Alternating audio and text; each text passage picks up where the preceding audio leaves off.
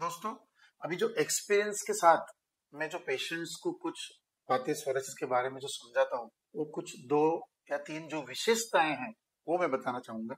सबसे पहली बात यह है कि हमने जो देखा है 70 to 80% लोगों में सोरायसिस विंटर में बढ़ता है। ठंडी के दिनों में, जैसे दिवाली का सीजन आएगा, अक्टूबर, नवंबर, जनवरी, तो चट्टे बढ़ जाते हैं, लाल हो जाते हैं, खुजली बढ़ती है। तो आपको पता है, तो आप भी आपका हथियार रेडी रख के उसके क्रीम्स वगैरह लगाना चालू कर सकते हैं। और फिर समर में ऑलमोस्ट कम हो जाता है, नहीं के बराबर। बहुत सारे पेशेंट में तो जैसे कि उनको सोरायसिस है ही नहीं, लेकिन ये 100% रूल नहीं है। 20-25% पेशेंट्स में मुझे इससे बराबर उल्टा पाया गया है। मेरे पेशेंट्स मुझे बोलते हैं कि सर, मैं विंटर में अच्छा हो जाता हूँ और समर में सोरायसिस बढ़ जाता है। तो ये एक आपको नोट करना चाहिए। दूसरा, मैं हमेशा मेरे पेशेंट्स जो सोरायसिस सुनते ही बहुत डरे हुए और टेंशन में आते हैं, तो मैं उनको बैठ के जो 5 मिनट बात करता हूँ, उसमें एक बहुत अच्छा एग्जाम्पल जो अभी आपको भी देने जा रहा हूँ कि दोस्तों, हम आजू बाजू में हमारे रिश्तेदार, नेबर्स को देखेंगे तो आप सबने डायबिटीज, ब्लड प्रेशर, अस्थमा, ये बीमारियों का नाम तो सुना ही होगा।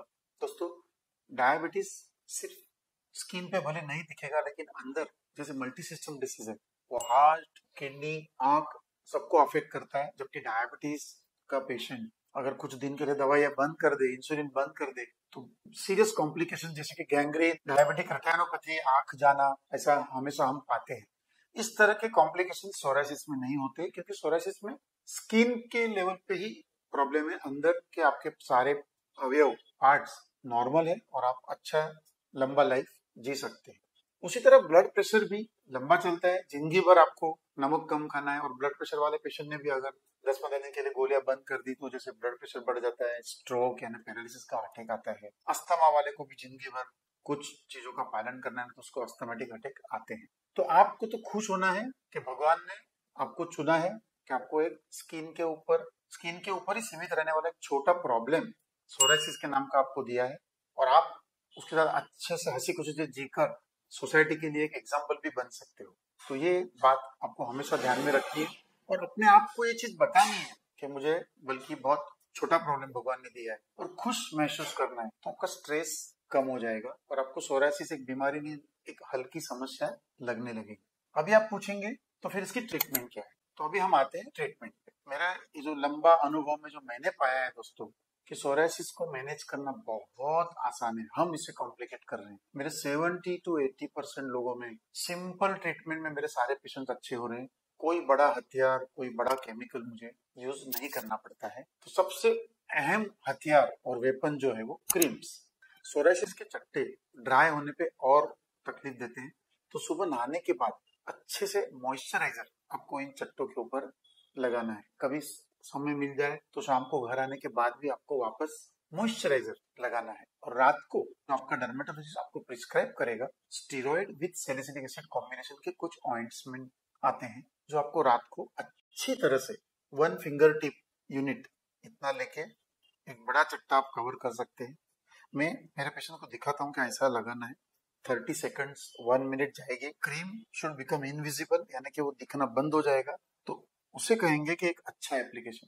दोस्तों, मैं दावे के साथ कहता हूँ, आप अगर इस तरह क्रीम लगाओगे, आजकल क्रीम में बहुत टेक्नोलॉजी बढ़ गई है, और अगर आप इस तरह क्रीम लगाओगे तो कुछ ही दिनों में आप देखेंगे कि चट्टा मेल्ट हो गया, चला गया। कभी कभी जहां पॉसिबल है, जैसे हाथ है, बैक है, तो बड़े चट्टे के ऊपर क्रीम लगा के आप कुछ पेपर नेपकिन लगा के कुछ प्रेशर बैंडेज भी दे सकते हैं, जिसे हम कहते हैं ऑक्लूजन थेरेपी, और मैजिक की तरह चट्टे आपके मेल्ट हो जाते हैं। दूसरा ट्रीटमेंट का जो अहम हिस्सा है, जो मैंने बोला कि अंदर ऑलरेडी एक सेल के लेवल पे वॉर चल रहा है, इन्फ्लेमेशन है, अंदर सेल्स आर अंडर स्ट्रेस, तो आपको उसमें स्ट्रेस नहीं बढ़ाना है। तो आपको स्ट्रेस फ्री रहना है। अपने आप को बताना है कि स्किन की एक हल्की समस्या है, कोई बड़ी चीज नहीं है। जो मैंने पॉजिटिव बातें बताई वो बता के आप अगर स्ट्रेस फ्री रहते हो, तो सोरायसिस मैनेज करना बहुत आसान हो जाएगा। मेडिटेशन बहुत हेल्पफुल है। सुबह 5 मिनट, रात को सोते समय 5 मिनट अगर आप हायर अथॉरिटी के साथ अपने आप को कनेक्ट करते हैं, शांति से बैठते हैं, तो मैंने पाया है मेरे वो सारे पेशेंट्स में सोरायसिस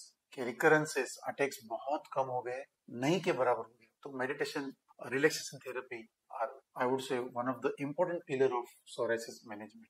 और एक अहम हिस्सा आएगा डाइट। दोस्तों, अभी साइंटिस्ट ने ये प्रूव किया है कि सोरायसिस में हाइपर इंसुलिनेमिया पाया गया है, यानी कि ज्यादा मात्रा में इंसुलिन रिलीज हो रहा है या इंसुलिन रेजिस्टेंस है, इंसुलिन चाहिए उतना काम नहीं करना है। तो ओबेसिटी भी इसके साथ लिंक में पाया गया है।